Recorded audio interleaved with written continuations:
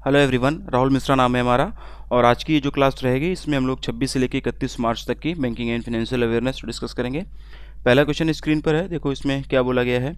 In order to launch a RuPay smart key chain flash pay for contactless national common mobility cards payment at enabled metro stations and point of sale terminals which bank has recently partnered with the NPCI। सक्षम metro स्टेशनों और point of sales यानी कि POS टर्मिनलों पर संपर्क रहित national common mobility card भुगतान के लिए रुपे स्मार्ट की श्रृंखला यानी कि RuPay smart key chain flash पे, नाम याद रखना फ्लैश पे, लॉन्च करने के लिए किस बैंक ने हाल ही में NPCI के साथ में जो है भी हाल ही में साझेदारी की है, ये इसमें पूछा गया है। सही उत्तर इसका होगा federal bank, option number A. Federal bank option number A, ये इसका सही उत्तर हो जाएगा। फेडरल बैंक ने भी हाल ही में NPCI के साथ में पार्टनरशिप किया हुआ है जिससे कि एक RuPay smart key chain flash पे लॉन्च कर सके, ठीक है ना। और ये किसके लिए है? कॉन्टेक्टलेस NCMC पेमेंट्स के लिए, ठीक है ना, नेशनल कॉमन मोबिलिटी कार्ड। ठीक, तो फेडरल बैंक का नाम आप लोग याद रखना। और ये फेडरल बैंक का नाम तो आप लोगों को याद ही रखना है, इसके साथ साथ ये भी याद रखना है कि NPCI के साथ इसने पार्टनरशिप किया हुआ है। इसके साथ साथ में ये फ्लैश पे का भी नाम याद रखना। इतनी चीज़ें याद रहेंगी, क्वेश्चन कर ले जाओगे रिलेट करके किसी न किसी तरीके से, ठीक है।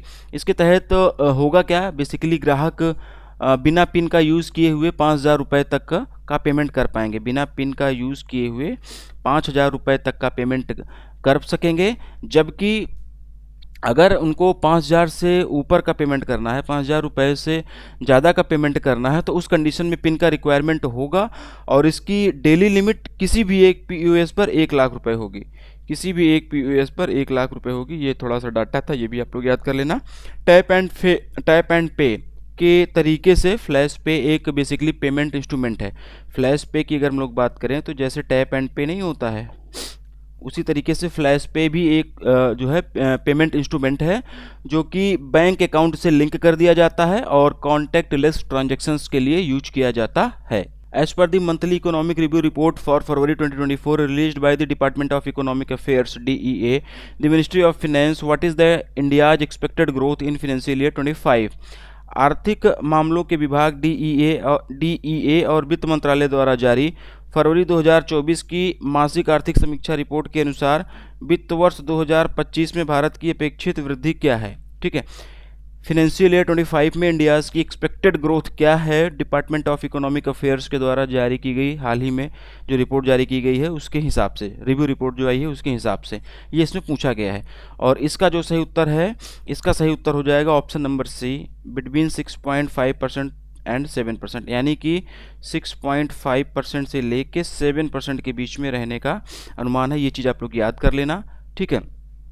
ये इस क्वेश्चन में पूछा गया था कि डिपार्टमेंट ऑफ इकोनॉमिक अफेयर्स के द्वारा जो फरवरी 2024 में मंथली इकोनॉमिक रिव्यू रिपोर्ट जारी की गई उसके हिसाब से इंडिया का एक्सपेक्टेड ग्रोथ फाइनेंशियल ईयर 2025 में 6.5 से लेकर 7% तक रहने का अनुमान है।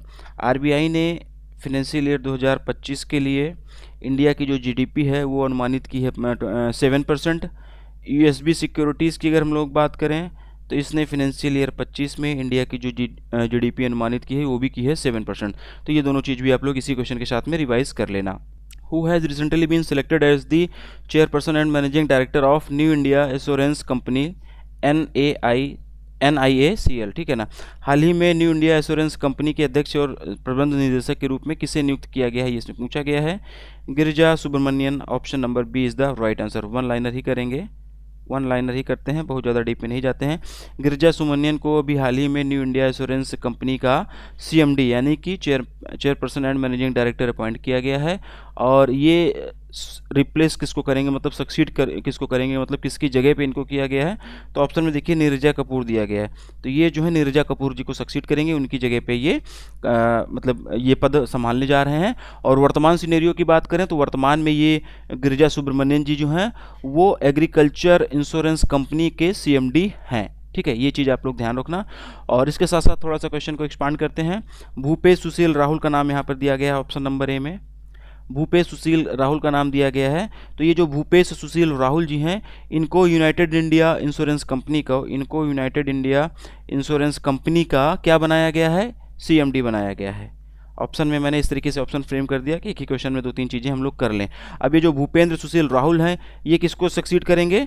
तो ये देखिए ऑप्शन में दिया गया है सत्यजीत त्रिपाठी, तो ये सत्यजीत त्रिपाठी को करेंगे ऑप्शन नंबर सी में जो दिया गया। ठीक है, एक क्वेश्चन में 2 क्वेश्चन हम लोगों ने कवर कर लिया, दोनों नाम याद कर लेना, छोटे छोटे क्वेश्चन से पूछे जाने के चांसेस हैं। ठीक है, तो ये आप लोग याद रखना। आगे बढ़ते हैं। How much funding has recently been provided by the NABARD subsidiary NAB Samriddhi finance for the वॉस एक्टिविटीज़ थ्रो 32 पार्टनर इंस्टीट्यूशंस। वास का फुल फॉर्म याद कर लेना, water sanitation and hygiene. Question पूछे जाने के चांसेस बनेंगे यहाँ से। ठीक है, हाल ही में नाबार्ड की सहायक कंपनी नैब समृद्ध फाइनेंस द्वारा 32 भागीदार संस्थानों के माध्यम से वॉस गतिविधियों के लिए कितनी धनराशि प्रदान की गई है? ये इस क्वेश्चन का हिंदी में मतलब है। 45 million USD, option number D is the right answer. ठीक है, 45 million USD, option number D, ये इसका सही उत्तर हो जाएगा। वन लाइनर ही करेंगे। नाबार्ड की सब्सिडरी है ये नैब समृद्धि फिनेंस, ठीक है ना, इसी के द्वारा वॉस एक्टिविटीज़ के लिए फंड प्रोवाइड करने के लिए 32 पार्टनर्स इंस्टीट्यूशंस के माध्यम से 45 मिलियन यूएसडी का जो है फंडिंग किया गया है। ये चीज़ याद कर लेना आप लोग। नाबार्ड की सब्सिडरी की यहाँ पर बात हुई है, तो नाबार्ड की और कौन कौन सी सब्सिडरी हैं ये भी आपको पता होना चाहिए। इसी टाइम पर रिकॉल कर लीजिए कि कौन कौन सी सब्सिडरीज हैं। ठीक है, पीडीएफ में मैं दे दूंगा, यहाँ पे नहीं बताऊंगा, रिकॉल करो, दिमाग पे थोड़ा सा जोर डालो। आगे बढ़ते हैं। In association with which company Aditya Birla housing finance launched A unified digital lending platform called ABHFL Finserv for its home loan customers. ठीक है, किस कंपनी के सहयोग से आदित्य बिरला हाउसिंग फाइनेंस ने अपने होम लोन ग्राहकों के लिए ABHFL फिनसर्व नामक एक एकीकृत डिजिटल ऋण मंच लॉन्च किया है? ये इसमें पूछा गया है। सही उत्तर इसका होगा Tata consultancy services, option number है, TCS बोलते हैं हम लोग इसको, ऑप्शन नंबर है, ये इसका सही उत्तर हो जाएगा। बस इतना ही याद रखना है हमको कि Aditya Birla housing finance company ने अभी हाल ही में TCS के साथ में मिलकर एक unified digital lending platform launch किया हुआ है, जिसका नाम क्या है? ये नाम भी आप लोग याद रखना, ABHFL फिनसर्व। ठीक है, आगे बढ़ते हैं। Which bank has recently introduced digital opening of $dollar fixed deposit for NRI customers at Gujarat international finance tech city in Gandhinagar Gujarat? हाल ही में किस बैंक ने गांधीनगर गुजरात में Gujarat international finance tech city में NRI ग्राहकों के लिए अमेरिकी डॉलर फिक्स डिपॉजिट की डिजिटल सुविधा शुरू की है? क्वेश्चन का हिंदी में मतलब है। ऑप्शंस दिए गए हैं, इसका सही उत्तर एक्सिस बैंक होगा, ऑप्शन नंबर बी। सही उत्तर option number B Axis bank इसका हो जाएगा। एक्सिस बैंक ने अभी हाल ही में गिफ्ट सिटी गांधीनगर गुजरात में NRI कस्टमर्स के लिए $dollar fix deposit scheme launch की है। इसकी डिजिटल ओपनिंग लॉन्च की है, ठीक ना, digital opening of $dollar fix deposit, और ये है किसके? NRIs के लिए। ठीक है, तो ये चीज़ आप लोग याद रखना, एक्सिस बैंक का नाम याद रखना आप लोग। ठीक है, और एक्सिस बैंक के मोबाइल एप्लीकेशन जो उसका जो नाम है open by axis bank, Axis bank का जो मोबाइल एप्लीकेशन है उसका नाम है ओपन बाई एक्सिस बैंक। ठीक है, इसके माध्यम से NRI ग्राहक US फिक्स डिपॉजिट ओपन कर सकते हैं, और ये जो फिक्स डिपॉजिट ओपन करेंगे इसकी वैलिडिटी 7 डेज से लेके 10 डेज तक के लिए रहेगी। ठीक है, ये चीज़ें याद रखना आप लोग, और ये ऐसा करने वाला मतलब पहला बैंक अभी बन गया है। ठीक है, तो ये चीज़ आप लोग थोड़ा सा ध्यान रखना। ठीक है, और ये जो भी बैंकिंग दी गई हैं, ये जो भी ये बैंकें ऑप्शन में दी गई, इनका हेडक्वार्टर वगैरह MD एंड CEO रिकॉल कर लेना। एक्सिस बैंक की बात हुई है तो मुंबई महाराष्ट्र में एक्सिस बैंक का हेडक्वार्टर हो जाएगा। MD एंड CEO की बात करेंगे तो अमिताभ चौधरी इसके MD एंड CEO हो जाएंगे।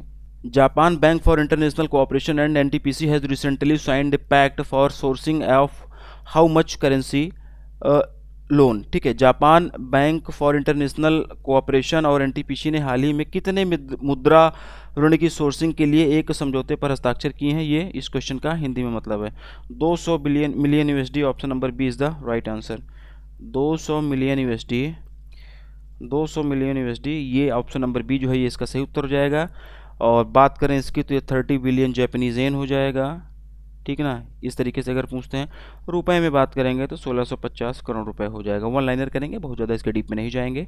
थोड़ी बहुत इन्फॉर्मेशन PDF में एक्स्ट्रा दे दूंगा, जिस पर्टिकुलर क्वेश्चन में जितने एक्सप्लेनेशन की जरूरत होती है उस क्वेश्चन में उतना एक्सप्लेनेशन दे दिया जाता है। अननेसेसरी चीज़ों को लंबा नहीं खींचना होता है। ठीक है, जहाँ से जैसे क्वेश्चन बनते हैं वो भी मैं आपको बताता रहता हूँ कि इसको ध्यान से सुन लेना, इसकी PDF पढ़ लेना, यहाँ से क्वेश्चन बन जाएगा। जिसको वन लाइनर करना होता है, जिसको सिर्फ पढ़ के आगे बढ़ना होता है, जिससे कि कहीं पर कोई चीज़ छूटे नहीं, बस एक बार पढ़ ले तो उसको उस तरीके से पढ़ते हैं और जहाँ पर एक्सप्लेनेशन की जरूरत होती है वहाँ पे चीज़ें आप लोगों को एक्सप्लेन की जाती हैं। ठीक है, आगे बढ़ते हैं। Which company has recently introduced a first of its kind down payment EMI solution for online retail? हाल ही में किस कंपनी ने ऑनलाइन रिटेल के लिए अपनी तरह का पहला डाउन पेमेंट EMI समाधान पेश किया है? क्वेश्चन का हिंदी में मतलब है, वन लाइनर करेंगे। PayU, option number D. Option number D PayU, याद कर लो। पेयू ने अपनी तरह का पहला down payment EMI solutions launch किया हुआ है ऑनलाइन रिटेल के लिए। ठीक है, ये सब छोटे छोटे क्वेश्चन इनको पढ़ के आगे बढ़ना है। In order to provide loans to economically weaker sections which company has recently signed a co lending partnership with Tata Capital Housing finance?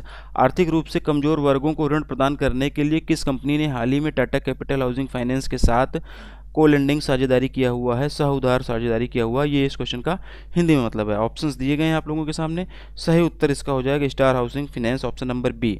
ठीक है, option number B star housing finance, ये इसका सही उत्तर हो जाएगा। स्टार हाउसिंग फाइनेंस ने अभी हाल ही में टाटा कैपिटल के साथ में पार्टनरशिप किया हुआ है, को लेंडिंग पार्टनरशिप किया हुआ है, जिससे कि जो लोग इकोनॉमिकली वीकर सेक्शंस के हैं उनको लोन प्रोवाइड किया जा सके। According to the preliminary data on India's balance of payment BOP for the third quarter financial year of 2024, यानी कि वित्त वर्ष 2024 के थर्ड क्वार्टर के लिए जो इंडिया का बैलेंस ऑफ पेमेंट का प्रिलिमिनरी डाटा आया हुआ है, released by RBI, what was the current account deficit of India for the quarter 3 of financial year 24? हाल ही में RBI द्वारा जारी की गई तीसरी तिमाही वित्तीय वर्ष के क्वार्टर 3 वित्तीय वर्ष 2024 के तीसरी तिमाही के लिए भारत के भुगतान संतुलन BOP पर प्रारंभिक आंकड़ों के अनुसार वित्त वर्ष 2024 के क्वार्टर 3 के लिए भारत का चालू घाटा कितना है, ये इस क्वेश्चन में पूछा गया है। सही उत्तर उसका हो जाएगा 10.5 billion USD, option number A. Option number है 10.5 बिलियन USD इसका सही उत्तर जाएगा। और ये GDP का 1.2% है, ये भी याद रखना। RBI का डाटा है। कुछ एक इम्पॉर्टेंट पॉइंट यहाँ पे जान लेते हैं, कुछ एक कम जरूरी चीज़ें जो हैं वो PDF में भी डाल दूंगा, एक बार वहाँ से आप लोग पढ़ लीजिएगा। ठीक है ना। मर्चेंटाइज ट्रेड डेफिसिट की बात करें फाइनेंशियल ईयर 2024 के क्वार्टर 3 के लिए, तो ये रहा है USD 71.6 बिलियन। ठीक है ना। इसके साथ साथ FDI की अगर हम लोग बात करें, फॉरेन डायरेक्ट इन्वेस्टमेंट की, तो ये फाइनेंशियल ईयर 2023 के लिए क्वार्टर 3 में जो है ये 4.2 बिलियन USD रहा है। ठीक है ना, ये भी याद कर लेना। इसके साथ साथ में FPI की अगर हम लोग बात करते हैं तो FPI 12 बिलियन USD रहा है। ठीक है ना, ये डाटा है, याद कर लेना। थोड़ा सा एक बार आप PDF भी पढ़ेंगे तो चीज़ें हो जाएंगी। फॉरेक्स की अगर हम लोग बात करें तो फॉरेक्स डिक्रीज हुआ है, उसमें कमी आई है 6 बिलियन USD। ठीक है ना, 6 बिलियन USD जो है डिक्रीज हुआ है फॉरेक्स, ये चीज़ भी आप लोग याद कर लेना। यहाँ पर PDF में भी दूंगा, एक बार आप पढ़िए तो थोड़ा सा ना चीज़ें और ज़्यादा बढ़िया हो जाएंगी। ठीक है, ऑप्शन नंबर है 10.5 बिलियन USD, ये इसका सही उत्तर होगा। As per the insurance 100 2024 report recently released by Brand Finance, which of the following company emerged as the world's strongest insurance brand with brand value up to 0.04% to USD 9.8 billion? यानी कि हाल ही में brand finance द्वारा जारी insurance 100 2024 report के अनुसार निम्नलिखित में से कौन सी कंपनी 0.04% से 9.8 बिलियन अमेरिकी डॉलर के ब्रांड वैल्यू के साथ दुनिया की सबसे मजबूत बीमा ब्रांड के रूप में उभरी है? ये चीज़ इसमें पूछा गया है, ध्यान रखना। ये स्ट्रॉन्गेस्ट इंश्योरेंस ब्रांड की बात हो रही है। क्वेश्चन एक्सप्लेन करूंगा तो एक टर्म और आएगा, वो भी आपको समझाऊंगा। पहले इसका आंसर जान लो, LIC। ठीक है ना, पहले इसका आंसर जान लो, LIC इसका सही उत्तर हो जाएगा। ठीक है, LIC इसका सही उत्तर हो जाएगा। और ब्रांड वैल्यू की अगर हम लोग बात करें, देखो ब्रांड फिनेंस का भी नाम आप लोग याद रखना, इसी के द्वारा ये रिपोर्ट जो है रिलीज़ की जाती है, इसी के द्वारा ये रिलीज़ की जाती है। इंश्योरेंस 100 की अगर हम लोग बात करें, देखो इंश्योरेंस 100 क्या है ना, यहाँ पर 2024 है, यहाँ पर 2025 होगा, 2026 होगा, 2027 होगा, ये चीज़ें बदलती रहेंगी, लेकिन ये जो इंश्योरेंस 100 है ये सेम रहेगा। ठीक है, तो इंश्योरेंस 100 जो है एक एनुअल रिपोर्ट है जो कि ब्रांड फिनेंस के द्वारा, जो कि इस ब्रांड फिनेंस के द्वारा जारी की जाती है मोस्ट वैल्यूएबल और मोस्ट स्ट्रॉन्गेस्ट इंश्योरेंस ब्रांड्स के लिए। तो क्वेश्चन में जो पूछा गया है स्ट्रॉन्गेस्ट इंश्योरेंस के बारे में पूछा गया है, वैल्यूएबल के बारे में नहीं पूछा गया है। तो स्ट्रॉन्गेस्ट LIC हो जाएगा, वैल्यूएबल क्या होता है वो भी आगे बता रहा हूँ आपको। ठीक है, तो ऑप्शन नंबर डी LIC इसका सही उत्तर हो जाएगा। और इसी रिपोर्ट में दुनिया की स्ट्रॉन्गेस्ट इंश्योरेंस की कंपनी के रूप में जो है LIC का नाम आया हुआ है। ठीक है, यही इस क्वेश्चन में पूछा गया है। और LIC का ब्रांड स्ट्रेंथ इंडेक्स की अगर हम लोग बात करें, LIC के ब्रांड स्ट्रेंथ इंडेक्स की अगर हम लोग बात करें, तो इसका जो स्कोर रहा है वो रहा है 88.3। ठीक है, LIC के बाद में ताइवान का कैथी आता है, ऑप्शन में देखो ये भी दिया गया है, ये ताइवान की इंश्योरेंस कंपनी कैथी लाइफ इंश्योरेंस आता है, ये सेकंड पे आता है। ठीक है ना, उसके बाद में ऑस्ट्रेलिया बेस्ड NRMA आता है। ठीक है, NRMA थर्ड पर है, NRMA थर्ड पर है। ठीक है, इसके बाद में चाइना की पिंग एन, ये नाम लिख रहा हूँ, नाम एक बार पढ़ लेना, पिंग एन, PDF में भी दूंगा। चाइना की पिंग एन जो है वो दुनिया की सबसे ज़्यादा वैल्यूएबल इंश्योरेंस ब्रांड है। ध्यान रखना, यहाँ पे जो पूछा गया था ये स्ट्रॉन्गेस्ट पूछा गया था, मैं बता रहा हूँ वैल्यूएबल के बारे में भी। ठीक है ना, स्ट्रॉन्गेस्ट की जगह पे वैल्यूएबल होगा। अब इसकी वैल्यूएशन वगैरह कैसे निकालते हैं, इसकी प्रक्रिया में उलझने की जरूरत नहीं है, हमको एग्जाम में क्वेश्चन करना है, बस बात खत्म होती है। ठीक है ना, महाभारत इसमें नहीं रचना है, इसमें PhD थीसिस नहीं करनी है। तो ये कंपनी का नाम याद रखो, पिंग एन, ये चाइना की है और ये दुनिया की सबसे ज़्यादा वैल्यूएबल इंश्योरेंस ब्रांड है और लगातार 6वीं बार ये ऐसा हुआ है, लगातार 6वीं बार दुनिया की सबसे ज़्यादा वैल्यूएबल ब्रांड ये बनी हुई है। पिंग एन के बाद सेकंड नंबर पर जर्मनी की एलियांज आती है। ठीक है ना, पिंग एन के बाद में जर्मनी की एलियांज ये सेकंड नंबर पर आती है दुनिया की सबसे ज़्यादा वैल्यूएबल इंश्योरेंस ब्रांड के रूप में। ठीक, इस क्वेश्चन का आंसर होगा LIC life insurance corporation of India. इससे संबंधित और भी जो चीज़ें थी उसको वो चीज़ें भी मैंने आप लोगों के यहाँ पे बता दी हैं, उसको भी याद रखना, एग्जाम पॉइंट ऑफ व्यू से भी जरूरी था। मैंने बोला ना कि जिस क्वेश्चन में जितनी एक्सप्लेनेशन की जरूरत होगी वो आपको मिलेगी, उसके लिए आप लोग बेफिक्र रहो, चीज़ों को पढ़ते रहो, चीज़ों को लगातार रिविजन वगैरह करते रहो, मॉक टेस्ट वगैरह देते रहो। आप लोग आगे बढ़ते हैं। Which of the following company has recently retained as domestic systemically important insurers DSII's status by the IRDAI? ठीक है ना, यानी कि insurance regulatory development authority of India. निम्नलिखित में से किस कंपनी को हाल ही में IRDAI द्वारा घरेलू प्रणालीगत महत्वपूर्ण बीमाकर्ता DSII का दर्जा दिया गया है? ठीक है ना, ये क्वेश्चन इंपॉर्टेंट होता है, कई ना कई बार पूछ लिया जाता है। ठीक है, तो ये पढ़ लो। तो इसका जो आंसर हो जाएगा, इसका सही उत्तर हो जाएगा ऑप्शन नंबर D। ठीक है ना, यानी कि ये जो LIC है, ठीक है ना, LIC के साथ में ये जनरल इंश्योरेंस है और न्यू इंडिया इंश्योरेंस है, ये तीनों का नाम आप याद रख लो। इन तीनों को अभी हाल ही में IRDAI के द्वारा डोमेस्टिक सिस्टमिकली इम्पॉर्टेंट इंश्योरर का दर्जा दिया गया है। ठीक है ना, रिटेन किया है तो मतलब पिछले साल भी ये थे, रिटेन करने के मतलब पिछली पोजीशन को बरकरार किया, तो पिछले साल भी थे और इस साल भी हैं ये। ठीक है, 2022-23 की लिस्ट की अगर हम लोग बात करेंगे तो 2022-23 की लिस्ट में भी यही तीनों जो हैं DSII के रूप में लिस्ट थे और अभी इस बार भी जो है ये यही तीनों हैं। ठीक है, और इसका मतलब ये हो जाता है कि अगर कोई इंश्योरेंस कंपनी या फिर कोई बैंक के लिए अलग क्वेश्चन इस तरीके से बनता हुआ आगे पढ़ाऊंगा जब बनेगा। ठीक है, तो अगर किसी भी इंश्योरेंस कंपनी को डोमेस्टिक सिस्टमेटिकली इंपॉर्टेंट इंश्योरर के रूप में लिस्ट किया गया तो इसका मतलब ये होता है कि टू बिग टू फेल। ये चीज़ें आप समझो, बस इतना समझो, टू बिग टू फेल, इसका मतलब कि ये इतने बड़े हैं कि ये फेल नहीं हो सकते हैं, इतना इनका इंफ्रास्ट्रक्चर बढ़िया है, इनका बाकी जो इंटरनल सिस्टम्स है वो इतना मतलब बढ़िया है, मजबूत है कि ये जल्दी फेल नहीं हो सकते, इतने बड़े हैं कि ये फेल नहीं हो सकते। और अगर ये फेल होंगे तो फिर इस कंडीशन में देश की अर्थव्यवस्था वगैरह पर भी फर्क पड़ जाएगा। और इनको क्या होता है कि एडिशनल रेगुलेटरी मेजर्स की भी आवश्यकता होती है, इनका अलग से सुपरविज़न भी किया जाता है सरकार के द्वारा, रिस्क वगैरह को भी जो होता है इनका उसको भी एड्रेस किया जाता है। ठीक है, तो इसीलिए क्या होता है कि इस तरीके की जो डोमेस्टिक सिस्टमेटिकली इंपॉर्टेंट इंश्योरर्स होते हैं उसकी लिस्ट निकाली जाती है, डोमेस्टिक सिस्टमेटिकली इंपॉर्टेंट बैंक्स की भी लिस्ट आती है, वो आगे पढ़ाऊंगा। ठीक, तो ये चीज़ आप लोग ध्यान रखना, इन तीनों का नाम आप लोग याद रखना क्योंकि ये लोग रिटेन किए हुए हैं, तो पिछले साल भी ये मतलब थे इस लिस्ट में। आगे बढ़ते हैं। How much stake has recently been acquired by the SBI mutual fund in Savita Oil Technologies? हाल ही में SBI म्यूचुअल फंड ने सबिता ऑयल टेक्नोलॉजीज़ में कितने हिस्सेदारी हासिल की है? बस इतना जान लो, 3% की। बस SBI म्यूचुअल फंड याद रखो, सबिता ऑयल टेक्नोलॉजीज याद रखो, 3% याद रखो, बहुत ज़्यादा डीप में जाने की जरूरत नहीं है। In order to provide end to end solution for MSME growth which small finance bank has recently partnered with Veefin solutions?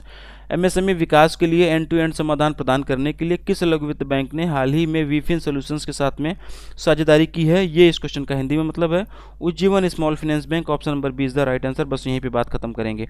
Ujjivan small finance bank ने अभी हाल ही में वीफिन सॉल्यूशंस के साथ में पार्टनरशिप किया हुआ है, जिससे कि end to end solutions MSME growth को प्रोवाइड किया जा सके। इससे ज़्यादा डीप में नहीं जाएंगे। हाँ, ये जो बैंकें वगैरह दी गई हैं स्मॉल फाइनेंस बैंक, इनका हेडक्वार्टर वगैरह अगर आप लोग याद करना चाहते हो, इस्टेब्लिशमेंट ईयर याद करना चाहते हो, तो यहीं पे रिकॉल कर सकते हो। ठीक है, आगे बढ़ते हैं।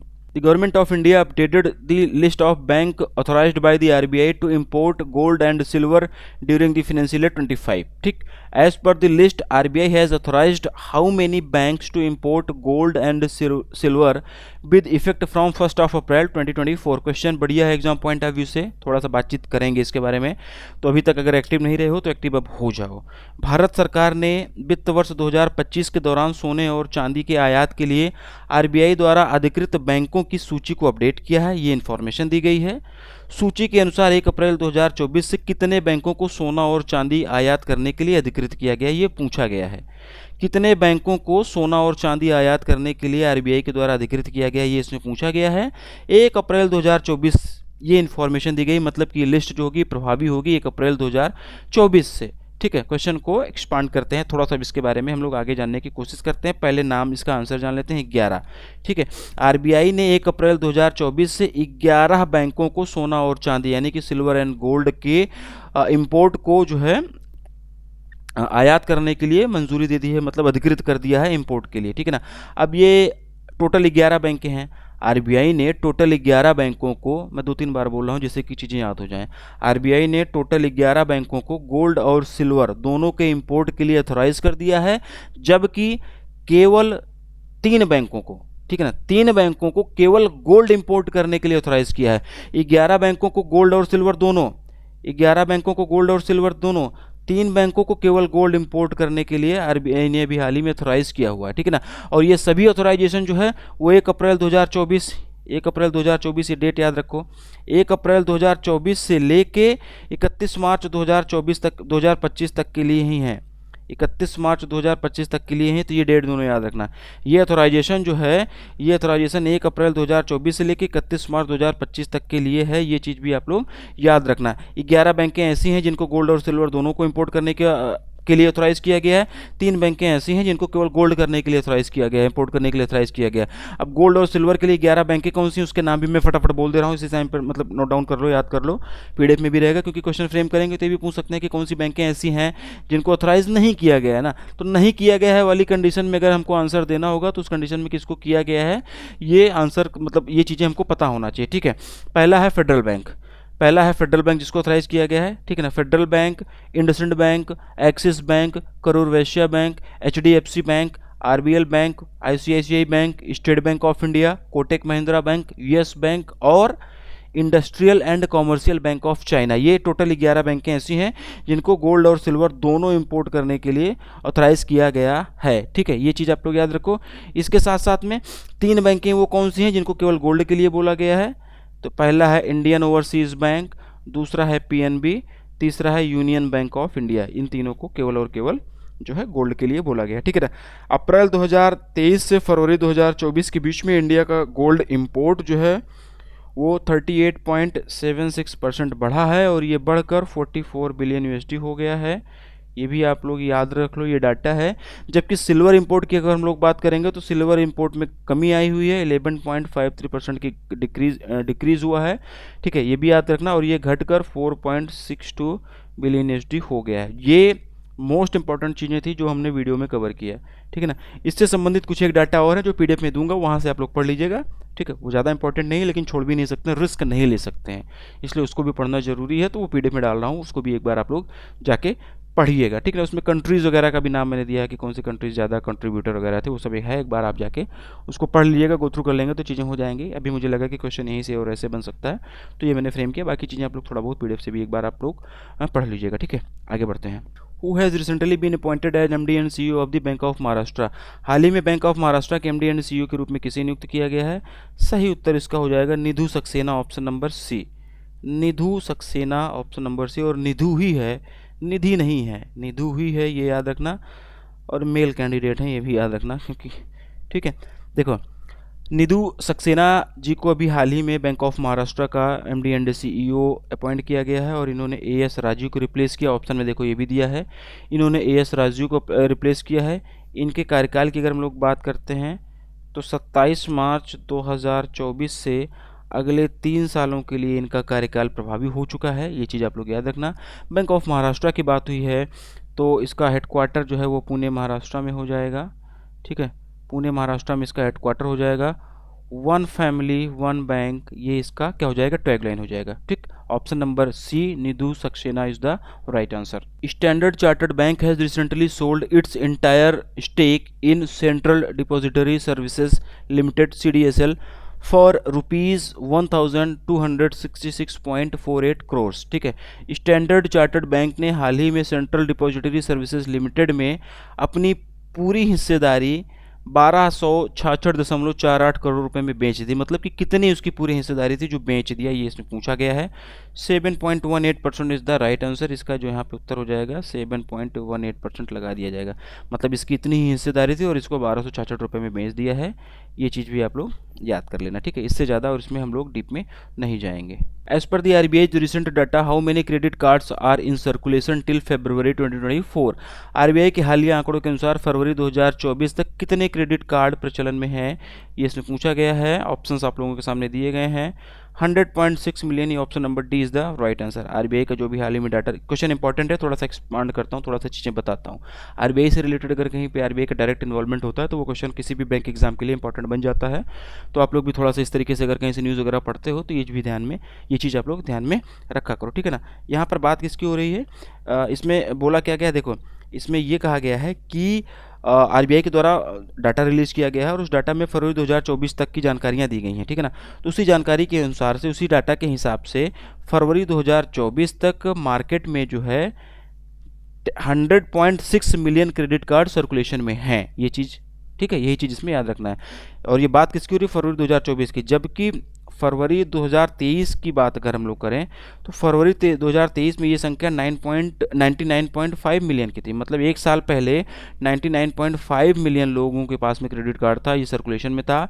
एक साल बाद ये बढ़ के 100.6 मिलियन हो चुका है, ठीक है ना। सबसे ज़्यादा कार्ड, सबसे ज़्यादा क्रेडिट कार्ड HDFC बैंक ने बनवाया है, ये क्वेश्चन पूछा जा सकता है। HDFC बैंक ने सबसे ज़्यादा क्रेडिट कार्ड इशू किया है, कितना किया है, 20.4 मिलियन क्रेडिट कार्ड, ठीक है ना। क्रेडिट कार्ड HDFC के बाद में सेकंड नंबर पर जो नंबर आता है SBI का, ये सीक्वेंस वाइज बता रहा हूँ, ध्यान से सुनना। SBI ने 18.75 मिलियन क्रेडिट कार्ड इशू किया हुआ है। उसके बाद में फिर आता है ICICI बैंक, थर्ड नंबर पर आता है ICICI बैंक। ICICI बैंक ने 16.84 मिलियन क्रेडिट कार्ड इशू किया हुआ है। फोर्थ नंबर पर आ जाता है एक्सिस बैंक, ठीक है ना। और आगे नहीं जाएंगे, फोर्थ पूछा नहीं जाता है, लेकिन पढ़ ले रहा हूँ, PDF में भी दे दूंगा, ठीक है ना। फोर्थ नंबर पर जो आता है वो एक्सिस बैंक है 13.90, ठीक है। इससे संबंधित बताया ना कि कुछ एक डिटेल्स और हैं जो एग्जाम पॉइंट ऑफ व्यू से बहुत ज़्यादा इंपॉर्टेंट वो नहीं है, लेकिन PDF में डाल रहा हूँ, वहाँ से आप लोग पढ़ लीजिएगा। ज़्यादा से ज़्यादा ये पूछा जाता है फर्स्ट सेकंड थर्ड, इससे ज़्यादा पूछा नहीं जाता फोर्थ तक। और क्रेडिट कार्ड का ही है तो ये मतलब बता दिया गया है, ये ज़्यादा से ज़्यादा ये डाटा पूछ लिया जाएगा, और या फिर एक साल पहले का डाटा पूछ लिया जाएगा, ये एक साल वाला, ठीक है। ये चीज़ आप लोग याद कर लेना, इससे ज़्यादा और इसमें कुछ घुसने की ज़रूरत नहीं है। अगले क्वेश्चन की तरफ बढ़ते हैं। The insurance regulatory and development authority of India IRDAI has recently mandated that all insurance policies should be issued in electronic form with effect from which date? भारतीय बीमा विनियामक और विकास प्राधिकरण IRDAI ने हाल ही में आदेश दिया है कि सभी बीमा पॉलिसियां किस तारीख से इलेक्ट्रॉनिक रूप में जारी की जानी चाहिए। इसमें डेट पूछा गया है 1 अप्रैल 2024, ये इसका सही उत्तर हो जाएगा option number A. Option number A ये इसका सही उत्तर हो जाएगा। IRDAI ने अभी सभी बीमा कंपनियों को ये निर्देश दिया हुआ है कि 1 अप्रैल 2024 से सभी इंश्योरेंस पॉलिसीज़ को इलेक्ट्रॉनिक फॉर्म में इशू करना होगा। इस प्रक्रिया को जो ये मतलब इलेक्ट्रॉनिक फॉर्म में इंश्योरेंस वगैरह इशू किए जाएंगे, इस प्रक्रिया को ई इंश्योरेंस बोला जाएगा। और ग्राहक ई इंश्योरेंस अकाउंट के माध्यम से, मतलब ग्राहकों का ई इंश्योरेंस अकाउंट होगा, उसके माध्यम से अपने सभी प्लान्स वगैरह और उससे संबंधित और जो भी चीज़ें हैं वो देख पाएंगे। हालांकि इंश्योरेंस की बात करें हम लोग तो ये इंश्योरेंस तो 2013 में ही इंट्रोड्यूस कर दिया गया था और अभी ये फ्री अपडेट आया है, ठीक है। तो 1 अप्रैल 2024 ये डेट आप लोग याद रखना। अगला और लास्ट क्वेश्चन देखेंगे हम लोग इस क्लास का।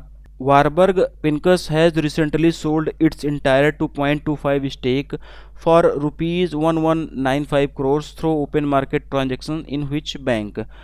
वारबर्ग पिंकस ने हाल ही में किस बैंक में खुले बाजार लेन देन के माध्यम से अपनी पूरी 2.25% की हिस्सेदारी 1195 करोड़ रुपए में बेच दी है? बैंक का नाम आपको इसमें बताना है। IDFC first bank is the right answer, option number D. ठीक है, option number D IDFC first bank ये इसका सही उत्तर हो जाएगा।